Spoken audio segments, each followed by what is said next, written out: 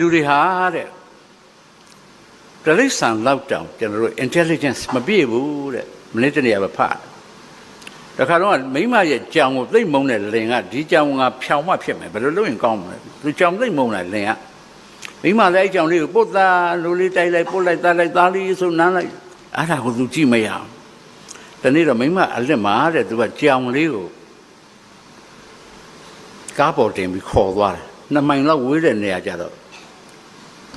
ကြောင်တစ်ကြောင်မှသားလေးချပခဲ့သွားရောဟာအိမ်ကပျောက်သွားပြီးတာမုံဝက်တာဒီကြောင်သူမကားပြန်မရသူကြောင်ကအိမ်ရောက်နေမိမနှုတ်တိုင်နေ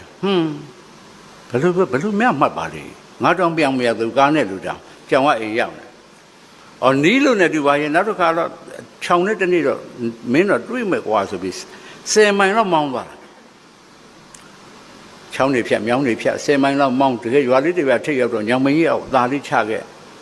ပြီးတော့မှကားနဲ့ပြန်မောင်းလာအိမ်ရောက်တော့ကြောင်ကရောက်နေဒုက္ခပဲဘယ်လိုလုပ်ရင်ကောင်းမလဲဟုတ်ဒါလည်းနီးလို့နေမှာပါနောက်တစ်ခါ6 နှစ်နေကြကြောင်လေးကိုကားပေါ်တင်မိုင်30လောက်မောင်းတာရာဘာတော့လေးဖြတ်မောင်းတာတန်းပြီးရာဘာတော့ဖြတ်မောင်းတာမဟုတ်တရန်းချင်းဟောက်လို့မောင်းပြီးတော့ရွာတွေထဲဝင်ရွာတွေထဲကိုပတ်နောက်ရွာတွေဝင်ပတ်ပြီးတော့တောင်ပေါ်တက်တောင်ပေါ်နေတောင်အောက်ပြန်ဆင်းချောင်းကိုဖြတ်ချောင်းကနေပြီးတော့ချောင်းတိမ်ကနေပြီးတော့ချောင်းချောက်ထဲဆင်းအပေါ်ပြန်တက်ရွာထဲတစ်ခါဖြတ်ရွာထဲမူးနောက်နေပြီးသူကကြောင်တော့မသိဘူးသူကဘေးကကြောင်အောင်လိုက်နေတာပဲဒါလောက်ဆိုဒီခောက်ပဲမှတ်မိစရာမရှိဘူးအဲ့ဒါချခဲ့ပြီးတော့ကားပြန်မောင်းလာမိုင်30ဆိုတော့ဝေးတော့15 မိုင်လောက်ရောက်တော့မိမဖုံးဆက်မိမကြီးနင့်ကြောင်လေးရောဟာရှိသားပဲတော့အခုပဲနှုတ်ဆောင်နေတာဟာစိတ်ညစ်သွားတယ်အဲ့ဆိုနင့်ကြောင်လေးတယ်လီဖုန်းခဏပေးရစမ်းငါပြန်မလာတတ်လို့ပဲကြောင်ကအိမ်ရောက်နေသူကပြန်မလာတတ်ဘူးတခါတလေတဲ့တလိษံကတော့ကိုယ့်ရဲ့သားတယ်နော်စဉ်းစားကြည့်ကောင်းပြီကျွန်တော်တို့အားခဲ့ကြတယ်ကျွန်တော်အမေစုကမြို့ကိုခေါ်လို့ကိုမရဘူး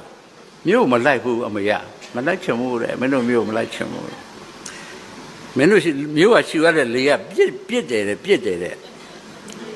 မြို့ကရှူရတဲ့လေကပြစ်တယ်ဆိုအမေကျွန်တော်တို့သေရောပေါ်မေးရအာမဟုတ်ပြစ်တယ်တဲ့အမေမြို့ကိုဝင်ပြီးဆိုတော့ငါရှူလို့မရဘူးတဲ့အမေကမင်းတို့ရေကတောက်ရင်ပေါ့တယ်တဲ့ငါတို့တွင်းရေချိုတော့မလေးဘူးတဲ့မင်းတို့ရေမတောက်တတ်ဘူးအမေကအခုရေသန့်နေရှိတယ်အမေကအဲ့ဒါပိုဆိုးသေးတယ်တဲ့မင်းတို့ညာရောင်းတာတဲ့ဘယ်နဲ့ရေပဲတပူ3-400ပေးဝယ်ဟာလို့အမှမင်းတို့ညာရောင်းတာမင်းတို့အညာခါလာတဲ့အမေကခဏတိရေသန့်ဆိုတာမယုံဘူးသူတို့စဉ်းစားတာတစ်မျိုးကောင်းကင်ကကျင်းတယ်တဲ့မင်းတို့မြို့ကကောင်းကင်ကကျင်းတယ်တဲ့ဒီကြားတဲ့လာမင်းကိုကောင်းကင်ကိုမိုးသားကို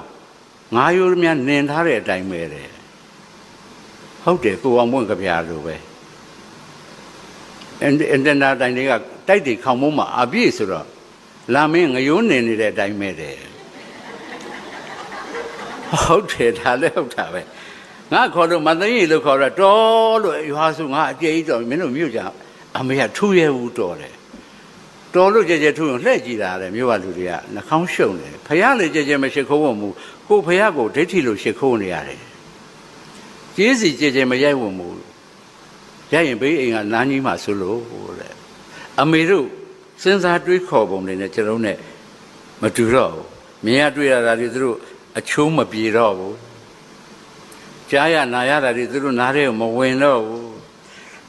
လောကရဲ့ဒီဘဝအသစ်တွေနေထိုင်မှုအသစ်တွေအစားအသောက်အသစ်တွေအကျင့်စရိုက်အသစ်တွေကိုသူတို့အလားချိတ်ဖြစ်တာသူတို့မခံနိုင်ဘူးအမေတို့မခံနိုင်တော့ဒီ generation နှစ်ခုရဲ့ခြားနားချက်ကွာဟချက်ဒီ gap ကသိကြီးလာတဲ့အခါနောက် generation တွေမှာတော့ဒါသိစမ်းမဟုတ်တော့ဘူးအခုတော့စက္ကနဲ့ပြောင်းလိုက်တဲ့ဥနာ remote control စက္ကနဲ့ပြောင်းရင်တစ်မျိုးပြီးတစ်မျိုးထွက်လာသလိုပဲကျွန်တော်တို့လူကြီးတွေကဒီတန်းကိုမခံနိုင်ရဘူးအဲ့တော့ပြောချင်တာကဘာလဲကျွန်တော်တို့အတိတ်တွေနမိတ်တွေယုံကြည်ကြတယ်ဘဝကိုရိုးရိုးရှင်းရှင်းလေးပဲနေခြင်းကြတယ်ဘာဖြစ်လို့လဲသူတို့နေတတ်တယ်လို့နေခြင်းအားဖြင့်သူတို့ဘဝကိုသူတို့ identity ပေါ့သူတို့ရဲ့လူဆိုတဲ့သရုပ်အမှတ်ကိုသူတို့ဆက်ပြီးတော့တည်မြဲ အောင်သူတို့ကြိုးစားနေကြတယ်အဲ့တော့ပြောချင်တာကဘာလဲကျွန်တော်တို့ကအခုနပြောတဲ့သဘောတိပါလက်ရတောင်ကျွန်းဒီနေ့မှာအလင်းသိလို့ပြောပြရစီကျွန်တော်တို့ဟောပြောပွဲတွေထွက်တဲ့အခါကျွန်တော်ဇနီးနဲ့ကျွန်တော်လည်းအတူသွားရတယ်ပွဲလည်းရှိပါတယ်တော်တော်များများရှိတဲ့အခါတိုင်းဓာတ်ပုံရရအောင်ဆရာနဲ့ဆရာမအလဲနေပါဘေးကကော်မတီတွေပေါ့အဲ့တော့ရှေ့ဗီဒီယိုကင်မရာသမားရဲ့ဒီရုပ်တွေကင်မရာသမားရဲ့ချိန်ပြီးတော့ဆရာမကညာဘက်ရောက်နေဘယ်ဘက်လာလိုက်ပါတော့ဆရာမဒီဘက်လာငြိမ်မယ်မဟုတ်ဘူးမိန်းကလေးကကိုယ်ဇနီးကညာဘက်ကိုထားရတယ်ကျွန်တော်တို့ဆွဲနေတာမိန်းမဆိုတော့တရီရော့တယ်ဘယ်ဘက်ထားမှလို့ကျွန်တော်တို့ကတလွဲတွေကျွန်တော်စဉ်းစားတယ်မဟုတ်ဘူးဒီဘောမင်းနဲ့စုဖျားလက်နဲ့စုဖျားကြီးတို့ပလင်ပေါ်တွဲထိုင်တဲ့ပုံကြီးမိဖုရားနှစ်ပါးကညာဘက်ကပဲဓာတ်ပုံတွေကြည့်တော့ရှေ့ကဓာတ်ပုံတွေကိုယ်ဇနီးမရပွဲတဲ့မရကိုပြောတာတော့မယငယ်ကိုပြောတာမဟုတ်ဘူးဆိုရင်တော့ညာဘက်ထားရတယ်ဘာဖြစ်လို့လဲတောင်ညာဆန်းထားမေယုံမတောင်ညာဆန်းဆိုတာတောင်ဘက်ညာဘက်ကိုကိုထားဒါကြောင့်မိဖုရား၄ပါးမှာတောင်နန်းဆန်တဲ့မိဖုရားကြီးကအမြူကမိဖုရားမိဖုရားခေါင်ကြီးပဲအရှင်နာမတော်ကြီးခေါ်တာပေါ့မိဖုရားခေါင်ကြီးကတောင်နန်းဆန်ရတယ်ဆိုတာတောင်ဘက်ကိုထားရတယ်ညာဘက်ကိုထားရတယ်ဒါကိုပြောတာဒါကြောင့်တောင်ဘက်ညာဘက်ကိုထားရတယ်အဲ့ကမဟေသီဒေဝီတပါလက်ရတော်ထားစံစားခြင်းတာဆိုတဲ့လက်ချင်းတွေရှိတယ်ညာဘက်ထားရပါတယ်နောင်များညီတော်များနှမတော်များကိုလင်သားနဲ့ကိုဇနီးနဲ့ရိုက်ရင်ညာဘက်ထားဓာတ်ပုံရိုက်ပါဗီဒီယိုသမားလည်းတင်းဆွဲပြီးပဲပို့ပါလိမ့်မယ်သိခံလိုက်ပါနော်ကျွန်တော်တို့ကကျွန်တော်လောကထဲမှာအများကြီးပါပဲလွဲနေတာတွေပြောချင်တာကဘာလဲဩဘာနမိတ်ထုံးနေတဲ့တချို့ကိစ္စတွေကျွန်တော်ကအဟောင်းတွေပြန်ဆွဲတင်လာပြီးတော့ဒါတော့ခင်မိတဲ့ခေတ်ကြီးမှာလို့ပြောချင်တာမဟုတ်ဘူးကျွန်တော်တို့ကဒါတွေလည်းပဲကျွန်တော်တို့ရဲ့စံတန်ဖိုးကောင်းတွေအဖြစ်ထားရတာမျိုးရှိပါတယ်နမိတ်တွေကိုယုံကြတယ်ကျွန်တော်အပြစ်မပြောပါဘူးတချို့ဆိုလောက်ထိယုံလဲဆိုရင်တကယ်ချင်း၃ယောက်ဇနီးတွေကမွေးကနေဖွားကနေတယ်ဘေးရဆိုင်တွေ့ကြတော့တကယ်ချင်းတယောက်ကမွေးပြီးပြီတဲ့မနေ့ကငါဇနီးမွေးပြီးပြီထူးဆန်းတဲ့ဟေးတဲ့ပြောဦးမယ်ဟာငါမိမကကိုဝင်ကြီးမွေးကနေဖွားကနေဘာသာဝတ္ထုဖတ်လဲဆိုတော့တူနှစ်ကိုဆဲဝတ္ထုကလေးဖတ်တာကွာအဲ့တူနှစ်ကိုဖတ်ကနေမနဲ့မွေးတော့အမွားဘူးဗျာနမိတ်များမင်းပြတာပြောတာအဒုတိယတန်ငယ်ချင်းကလည်းဘီယာလေးနဲ့ခွက်လောက်တော့အေးငါလည်းမနေ့ကငါမိမမွေးတယ်ကွာငါမိမလည်းအဲ့လိုပဲမွေးကနေဖွားကနေစအောက်တွေဖတ်တော့သူရဲကောင်း3ယောက်ဆက်စာအုပ်ဖတ်ဟာမွေးတော့မင်းသုံးမွားဘူးဗျာဟာဒီဘက်ကမမွေးသေးတဲ့လူကစိတ်ညစ်သွားတယ်ဟာငါမိမဘာစာအုပ်ဖတ်ပါလေစဉ်းစားလိုက်တော့လန့်သွားနေကမင်းတို့တောင်းနေငါပြေးပြီးတော့ငါမိမဖတ်နေတဲ့စာအုပ်ပြေးပြီးစာအုပ်ချင်းလဲလိုက်အောင်မယ်မိမဘာစာအုပ်ဖတ်လဲအလီဘာဘာနဲ့ခိုးသား40တဲ့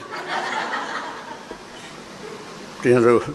နမိတ်ကအလောက်ယုံလို့တော့လည်းမကားမှုပေါ့နမိတ်တော့နမိတ်ပေါ့ပြောချင်တာက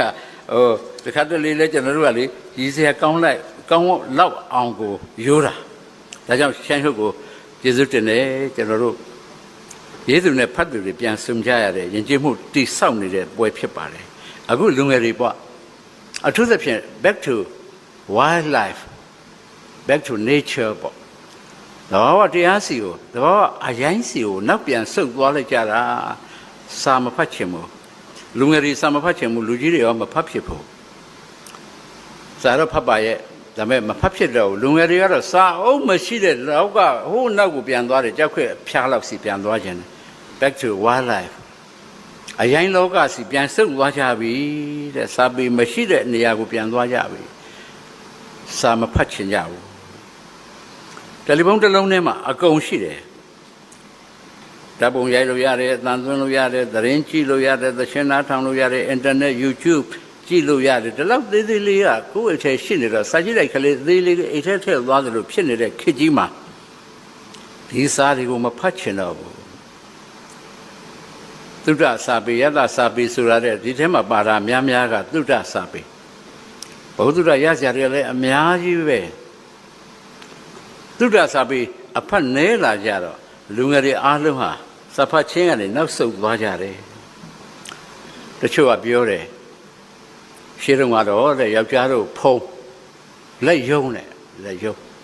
မိန်းမတို့ဖုံးစရုံးနဲ့အခုစကားပုံပြောင်းသွားပြီတဲ့ဟာပြောစမ်းမအောင်ဆိုတော့ယောက်ျားတို့ဖုံးဆမ်ဆောင်းနဲ့မိန်းမတို့ဖုံးရှောင်းမိတယ်ဖြစ်ကုန်ကြပြီပြောချင်တာကဒီတယ်လီဖုန်းကြောင့်လို့ကျွန်တော်အပြစ်မပြောပါဘူးတာ၍ကောင်းမွန်တဲ့အရက်စီကို more better life ပိုကောင်းတဲ့လောကဘဝစီကျွန်တော်တို့သွားကြရမှာပါပဲဒါပေမဲ့ကျွန်တော်တို့စံတန်ဖို့ကောင်းတယ်ကျွန်တော်တို့တန်ဖို့ထားရမယ်ထိမ့်သိမ်းရမယ်ဆိုတဲ့အစင်လာကောင်းတွေလည်းရှိပါတယ်ဒါကိုလည်းကျွန်တော်တို့နားလည်ရပါလိမ့်မယ်ဒါကြောင့်ဆုတောင်းတယ်ဆိုတဲ့အခါတိုင်းကျွန်တော်တို့က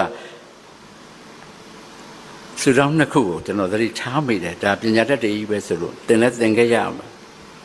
ဆုတောင်းတစ်ခုကတော့သင်္ကတုသမီးဆုတောင်းကျွန်တော်အမြဲလည်းပြောပါတယ်အဲ့ဒါသိသဘောကျလို့လွန်ခဲ့တဲ့နှစ်ပေါင်း1000ကမိန်းကလေးတစ်ယောက်ရဲ့ဆုတောင်းကောင်းမှုကိုလိုသောသူကကောင်းမှုကိုရစေ၏ငါလည်းရမဲ့ကြီးသောမယောင်ရတတ်သောအမျက်ကြီးသောသူတထုကိုနှင်းဆက်တတ်သောပညာမရှိသောပညာမဲ့သောမနာလိုသောဝန်တိုသောအဘေးအကန့်မရှိသောပြတ်တတ်သောမိတတ်သောအောင်းမိတ်တတ်တာချင်းကင်းသောသူမဖြစ်မူ၍တဲ့ဘုရားတပည့်တော်မယောင်ရတဲ့လူမဖြစ်ပြရစေနဲ့ပညာမရှိတဲ့လူမဖြစ်ပြရစေနဲ့သူတစ်ပါးကိုနှင်းဆက်နှိမ့်ဆက်တဲ့လူဘဝစတိုင်းမဖြစ်ပြရစေနဲ့အဘေးကံမရှိတဲ့လူမဖြစ်ပြရစေနဲ့ပြတ်တတ်မိတတ်တဲ့လူလည်းမဖြစ်ပြရစေနဲ့အောင်းမိတ်တတ်တာချင်းကင်းတဲ့လူလည်းမဖြစ်ပြရစေနဲ့ဆုတောင်းတာသင်္ကတုသမီးဖွားစောကြဆုတောင်းကအာလုံးသိတဲ့အတိုင်းပဲပြောင်းပြန်လူဖြစ်တော်ကလူတကာတဲ့မြတ်သောငါဖြစ်လို့ဤနတ်ဖြစ်တော်ကနတ်တကာတဲ့မြတ်သောနိုင်ငံသောအစဉ်အယောင်အဝါရှိသောပြည့်စုံသောအထူးသဖြင့်အသက်ရှိသောအနာမေသောအစဉ်လှသောအတန်သာသောအလုံးအရလှသောလူနတ်တို့ချစ်ခင်ယူသည်မြတ်နိုးသောငါဖြစ်လို့ဤလှူတာကကြောင်းလှူတာပဲသင်္ကတုသမီးကလည်းကြောင်းလှူတာပဲဘုရားတပည့်တော်ပညာမတတ်တဲ့လူမဖြစ်ပြရစေနဲ့သူတို့ကနှိမ့်ဆက်တဲ့လူမဖြစ်ပြရစေနဲ့အလိုကြီးတဲ့လူလည်းမဖြစ်ပြရစေနဲ့အပေကံမရှိတာမဖြစ်ပြရစေနဲ့လို့ဆုတောင်းတာကမြီးမဖွားအေကြီးကမဟုတ်ဘူးနတ်ဖြစ်ရင်တောင်နတ်တကာတို့တဲ့လှသောအနိုင်ငံသောအလုံးရလှသောအတန်သာသောအသာအယောင်အဝါဝင်းဝါသောသူ့အတွက်သူစဉ်းစားပြီးတောင်းတဲ့ဆုတောင်းတဲ့သူကိုယ်သူဖြည့်စည်းဒီအားတွေရပြီဆိုရင်လောကအတွက်အလုတ်လုတ်ပြီးခြင်းလေဆိုတဲ့ဆုတောင်းကျွန်တော်တို့ပဲဆုတောင်းမျိုးသွားမလဲဒါကိုကျွန်တော်တို့သိရေးကြည့်ပါတယ်ဆုတောင်းမမှားဖို့လိုပါတယ်ဒါကြောင့်ဆုတောင်းမှားရင်တန်တရားပါကျွန်တော်တို့သွားပြီးရိုက်ခတ်ပါတယ်ဒါကိုကျွန်တော်စဖတ်ပြတယ်များအထူးသဖြင့်ပြောချင်တာပါလူတွေဆိုတာအလိုကြီးတယ်အပြစ်မပြောပါဘူးအလိုကြီးပါတယ်တခါတော့လင်ကရင်တိုက်မှုဖြစ်တော့စိတ်ယုံတင်လိုက်ရတော့မရကလည်းစိတ်ပူတာပေါ့လိုက်သွားတော့အခန်းကဒီအခန်းဆောင်ဆရာဝန်လေးတော့ရှိတာပေါ့မေးကြည့်တယ်မရတူတူလေးဘယ်လိုတော့ချင်နေခြေတော့အောက်ပိုင်းကတော့ထိသွားတယ်တဲ့နှချောင်းစလုံးဖြတ်ရမယ့်သဘောရှိတယ်မိမစိတ်မကောင်းဒါမှမပြောလို့လည်းမဖြစ်ဘူးနောက်နေမနေ့ကျတော့ပြောတယ်ကျုပ်ကတော့ဆရာဝန်လေးစကားတော့မယုံသေးပါဘူးရှင်သူကလည်းဆရာဝန်ပေါက်ဆဆိုတော့သူပြောတာလည်းဟုတ်ချင်မှဟုတ်မှာပါကျုပ်ညနေမှဆရာဝန်ကြီးမေးပြီးသေချာအောင်မေးပါအောင်မေးချင်းချတော့ဖြတ်ရမယ်ပြောတယ်ဒါမျိုးဆိုတာသေချာမှကောင်းတယ်ရှင်ယောက်ျားလုပ်တဲ့လူကအိုးကျေးဇူးတင်လိုက်တာတဲ့ငါမိမငါပေါ်မှာတော်တော်ကျင်နာပါလားမဟုတ်ရှင့်ကျင်နာတာမကျင်နာတာမဟုတ်ဘူးသေချာတယ်ဆိုရင်ရှင့်ဖက်နှက်အဟောင်းတွေပြန်ရောက်မလို့တယ်ဆိုတခါတည်းကျွန်တော်တို့ကအလိုလောဘကိုပြောတယ်ဒီလိုကျုပ်เสียတကယ်လူဘဝမှာဝတ္ထုတွေပြန်ဖြစ်တယ်ဝတ္ထုကြံဒီလိုရေးလို့မရပါဘူးလူတွေဟာဒီလိုစဉ်းစားကြတာပါလားပြောချင်တာတချို့ကြတော့ရစ်တိုက်တာပေါ့နော်ရန်ကိုလိုတယ်တချို့ကြရန်လိုတယ်အမြဲတမ်းပဲအကောင်းပြောလို့မရဘူးမင်းမဟုတ်ရင်မင်းဖေပဲဆိုတာမျိုးပဲစပစ်သီးချင်းတယ်ဆိုတာမျိုးအမြဲရန်လိုတယ်တခါတော့ယောက်ျားလူတွေကရုံးကပြန်လာတော့မိန်းမကတိုက်ပုံနောက်ကနေချွတ်ပေးတယ်တဲ့ချွတ်ပေးပြီးတော့ရိတ်မှချစ်တော့နောက်ကျောမှာတထောလောက်ရှိတဲ့သပင်တွေ့ဟာဒေါသဖြစ် လာပေါင်းရှင်းလာပါအောင်ရှင်းပါကုလီကူမပြောမလို့ဘာဖြစ်လို့လဲဟာမှာရှင်းတိုက်ပုံမှာကြည့်ဘာကြီးတော့ယောက်ျားကြည့်တယ်မသိဘူးဘာတော့ဟိုက်မှာကြည့်သပင်တစ်ထွာလောက်ရှိတယ်ဘယ်ယောက်ျားမှသပင်တစ်ထွာမရှိဘူးဒါမိန်းမသပင်ရှင်းပါပြောမလားဩဘာစကားဆိုတော့တိုးစီရတာကွာမျိုးသမီးတွေရောမျိုးသားတွေရောဒီလိုတိုးစီကြတာဟာသပင်ကျွတ်တဲ့လူနဲ့တွေ့လို့ဖြစ်ပါလိမ့်မယ်ဟာဘာသပင်ကျွတ်တဲ့လူနဲ့တဲ့ဒီကောင်မှကျုပ်စုံစမ်းအောင်မှာဟာယောက်ျားလုပ်တယ်တကယ်မသိရှာတာဒါမှပြဿနာရှာနောက်နေ့ကျယောက်ျားအိမ်ဝင်ကနီးဒီဓာမခံနိုင်တော့လေတိုက်ပုံလေးချုပ်ချက်ကြည့်ရတယ်ရှောက်ခါခဲ့ပြီးပြန်ဝတ်လာမိမအဲ့လိုခါတိုင်းတို့ချုပ်တိုက်ပုံရှောက်ကြည့်ဘာမှမတွေ့တော့ဘူးဝင်းတာမယ်ထင်သလားအင်ကြီးချွေရင်ပြောတယ်ရှင်ဘယ်ကရုံးမှနဲ့ဖြစ်လာတယ်ပြောစမ်းနဲ့ခါလေးသပင်မပါတော့လေကရုံးမှနဲ့ဖြစ်တယ်လို့ထင်တယ်ဒါကြောင့်လူတွေဟာတဲ့ပြောချင်တာကဘာလဲဆိုတော့အပြစ်လည်းရှာတတ်တယ်ဒေါသလည်းကြီးတယ်ကိုယ့်ဘုကိုလည်းစဉ်းစားကြတယ်ကျွန်တော်ကနေ့ပြောမှာကမျောလင့်ခြင်းပါဒါကလူတွေရဲ့စိတ်လူတွေရဲ့သဘာဝလေးတွေကိုအရင်ကျွန်တော်ကခင်းထားတာအကြောင်းရှိပါတယ်လူတွေဟာအစွဲအလန်းကလည်းသိကြီးတယ်ကျွန်တော်အမေဆိုရင်သူ့ဘဝတစ်လျှောက်လုံးအလုပ်လုပ်တာနှစ်ခုပဲရှိတယ်နှစ်ချက်ပဲသူ့အတွက်တော့အမေကပြောတယ်ကိစ္စကြီးပဲ big thing ပေါ့နော် big thing ပေါ့အမေတို့ကိစ္စကြီးပဲတဲ့တခုကအမေဟာလူတကာနာရေးကိုသွားပြီးငိုတာရွာထဲမှာနာရေးရှိတယ်ဆိုရောက်အောင်သွားတယ်ရက်ွက်ကြီးတယ်အကြီးတယ်ဟိုဘက်ထိပ်ဒီဘက်ထိပ်အကုန်ပဲသိမလဲဒါပေမဲ့အမေရောက်အောင်သွားပြီးငိုတာပဲအဲ့ဒါကျွန်တော်ဒွေးလေးကအမြဲပြောတယ်နင်းကဘာသွားငိုတာလို့နင်းလည်းမသိပါနဲ့တောင်ပြားဥစ္စာအိုးတို့ရွာကလူတယောက်ရော့တာဒီဝန်းနေစရာအေးတယ်နှမျောစရာငါတို့ရောက်အောင်သွားပြီးငိုတာပဲတဲ့အမေကငိုတယ်ဒုတိယတစ်ချက်အမေကကတာလူတွေကအလှရှိပြီဆိုအမေကသွားကတာပဲအဲ့ဒါဒုဗဝံရှိမရှိအလူမန်းတတ်တဲ့တယောက်တည်းကတာကျွန်တော်သားသမီးတွေမြီးတွေတို့တူတွေတို့ကရှက်လို့အတွေးလေးကလိုက်ခေါ်တယ်နဲအလူကဘာမှမလုပ်ရသေးဘူးဥမာစံပြတော့နင်းကကနေပြီမဟုတ်ဘူးအဲ့ဒါလှူတယ်ဆိုပြောလို့တဲ့လှူတာကလည်းပြောစရာ big thing နာတာကလည်းငိုစရာလို့အမေဒီအလုံးတစ်ခုလည်းလှုပ်သွားတယ်ဒုက္ခတဲ့သေတာတောင်မှငါအဖေငါအမေငါယောက်ျားသေတဲ့သင်္ချိုင်းသေချင်တာတော့တဲ့အမေအမြဲပြောတယ်မိုးလင်းတာနဲ့နေအောင်ကြီးရတယ်ဖုံပူသဲပူတဲ့လမ်းလျှောက်ရတာဖဏမပါပဲလျှောက်ရတော့အလိုအလျောက် naturally healing ပေါ့သဘာဝကစိတ်ကူပေးတာကျွန်တော်တို့မသိဘူးအမေတို့လည်းမသိဘူးရင်သွေးပူဆိုလည်းနင်းလိုက်တာရေအိုင်လေးကပူးနေတဲ့တနေ့ကုန်နေပူထားတော့ပူးနေတာဇက်ရလည်းပူတယ်ဖုံကလည်းပူတယ်ဗနက်ကလည်းမပါဘူးဒါကတဘာဝအဖြစ်စိတ်ကူပေးနေတဲ့ဒီဖွားကနေတဆင့်ကျွန်တော်တို့မသိပါဘူးမိုးရင်းနာနဲ့နေအောင်ကြီးလေးရတာဗီတာမင်ဒီရတယ်လို့အမေတို့မသိပါဘူးခလေးကိုလည်းနေအောင်ကြီးလေးနဲ့ထားပွေနေအောင်ကြီးဓာတ်ရိုက်ကလေးပေါ်ကြဒါလည်းနေအောင်ကြီးဓာတ်ရိုက်ကြတဲ့အတွက်ခလေးက bio clock ဒီစေဝနာကြီးအလုံးလုံးနေတာမသိပါဘူးတော်သူတောင်သားကအခုခလေးမီးဖွားပြီးကြပြီဆိုရင်သိကြတယ်လေးဘက်ချတဲ့ခံလေးတဲ့စစ်တုတ်ထားအပေါ်မီးချောင်းလေးနှစ်ချောင်းလောက်နဲ့အမေရောခလေးရောဒီထဲနေတော့အပြင်မှာဘယ်ချိန်ရှိနေပြီလဲလည်းမသိနေသားလားမသိမိုးရွာနေလားလည်းမသိအဲ့ဒီသားမိနှစ်ယောက်စလုံးရဲ့ bio clock ဇေဝနာကြီးကရက်နေတယ်သိကြောက်စရာကောင်းတယ်ကလေးကိုပြင်မထုတ်ချင်ဘူးပြင်ကဖုန်နေနဲ့သဲတွေနဲ့လူတကာကင်လို့ဟိုလူကတို့လိုက်လို့ဟိုလူကပါကင်လို့ဒီထဲပဲနေမယ်မလုံးနဲ့တဲ့ခင်ဗျားတို့ bio clock ရနေတယ်တောမှာ bio clock ဘယ်တော့မှမရဘူးဘာဖြစ်လို့ဆိုအပြင်မှာကြီးနေကြတယ်ရွာခရုကဟင်းရွက်ကိုခတ်ဝမ်းဝမ်းဆိုတဲ့အိုးတဲ့ဝုန်းဆိုတဲ့ငပိလေးခတ်အဲ့ဒါပဲတောက်တယ်ဒီတဲ့ကောင်းတဲ့သဘာဝဟင်းချက်စရာဟင်းခတ်စရာမရှိဘူးဘာအချို့မဟုတ်မှဘာ sodium glutamate မှမလို့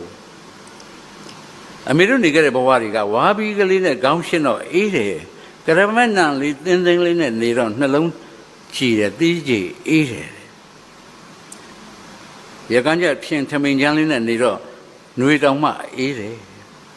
ထညက်တကိုက်ထန်းတကိုက်ဒီလိုနေရပြီမဲ့ဘယ်ဟာကမှမမျော်လင့်ရဘူးဘဝကိုရောင်ရဲနိုင်တယ် the contentment ဒီရောင်ရဲမှုသူတို့မှရှိတဲ့အတွက်အကုသို့မများဘူးမြေဝထမင်းမှနတ်တဲ့ထင်တယ်ငှက်စာကျွေးတယ်မေတ္တာပို့တယ်စသဖြင့်အမေတို့နေရတဲ့ဘဝတွေဟာ ကျွန်တော်တို့အခုနေရတဲ့ဘဝတွေနဲ့ရှားစီဖြစ်သွားပြီကျွန်တော်တို့ဆေးတွေစားနေရပြီဆေးတွေကျွန်တော်တို့လက်ခုပ်နဲ့စားရတယ်ကျွန်တော်ရွာပြန်ရင်ကြီးတော်ကြီးအမြဲပြောတယ်ကျွန်တော်တို့ရောကျွန်တော်ဇနီးရောဆေးတွေလက်ဝါးတွေထည့်ပြီးအဲ့လိုတောက်တယ်ဆိုရင်ဘာတွေများပါလိမ့်တော့ပဲလော်တာငါပြစားဟဲ့ပဲလော်အောင်မလို့ဆေးတွေအိုးဘာဆေးတွေများတောက်ရတော့ငါတို့ပြင်ဒီလုံးနေတာပရုပ်စီတကူနဲ့အသက်60ကျော်ပေါ့ဟုတ်တယ်ဘာဖြစ်ဖြစ်ပရုပ်စီလေးပို့ပြီးတော့ပရုပ်စီကတို့ပိတ်ထားကြတာအနံ့ထွက်သွားမှဆိုလို့နှမျောလိုက်တာလည်းမပြောနဲ့တော့အသက်60ကျော်အခုမိုးပြန်ရင်ဟဲ့မျက်စိမမြင်ဘူးဟဲ့မိထိုင်နှစ်ချက်ထိုးမိုးရမှာတော့အခုဘယ်လောက်ရှိပါတော့အမေ7နာရီကျော်ပြီအေးစောစောဖုံးကြောင်းက7နာရီခေါင်းလောင်းတာငါကြတော့နှစ်ချက်ထိုးရင်မိုးရမှာတော့ကြီးတို့ပဲတွေသိအမေလေးနေကိုပြဲလို့သားအမေကလည်းနေသက်မှာကိုဟာကိုမျက်စိမမြင်တဲ့အမေအိုလှန့်ငေါက်နှစ်ချက်ထိုးတော့မိုးရတယ်အဲ့ဒီမှာကမန်းကရန်ခါရပဲတွေပြန်ထက်မြေပဲတွေကျုံထက်သူပါထလိုက်လာပြီးတော့အသက်60ကျော်ကငါပြောသားပဲညီတို့ကျွန်တော်ကအံ့ဩလွန်းလို့ကြီးတော့ဘလို့သိတာတော့ခမရဦးထုံးတဲ့နေရာမှာပြောင်းခန့်မှာဖြစ်တော့မှာမိုးနှံ့ရတယ်တဲ့ကျုပ်ကပြောဘယ်တော့မှမယုံဘူးတဲ့ကျုပ်တို့ကမိုးနှံ့ကိုသိတယ်တဲ့ဟုတ်တယ်မဟုတ်တာထားပြောချင်တာဒီတွေ့ကြုံကောင်းနေဒီလိုလူကြီးမိပါတယ်ကျွန်တော်တို့ဒီထက်မှာအားလုံးပဲနော်ဖို့ဖွားတယ်ဒီတိုင်းနေခဲ့ကြတယ်သူတို့ရဲ့ဘဝနေနေက very simple သို့တော့သူတို့ရဲ့အတွေ့အကြုံကြီးတွေဟာအင်ပလန်အတူယူเสียကောင်းတယ်ပေါ့နော်ဒါလေးပြောချင်တာသူတို့ဒါဖြင့်ဘာမျောလင့်တယ်လဲတဲ့မျောလင့်ခြင်းသူတို့ဘာကိုမျောလင့်တယ်လဲသူလှူချင်တာရှိတယ်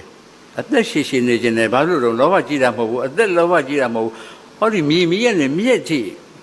မြက်ကနေများမွေးရင်တီထိနေခြင်းသေးတယ်သူတို့အကုန်လုံးသူတို့ရှိမှဖြစ်မယ်ဥနာပြောတဲ့ပြဿနာ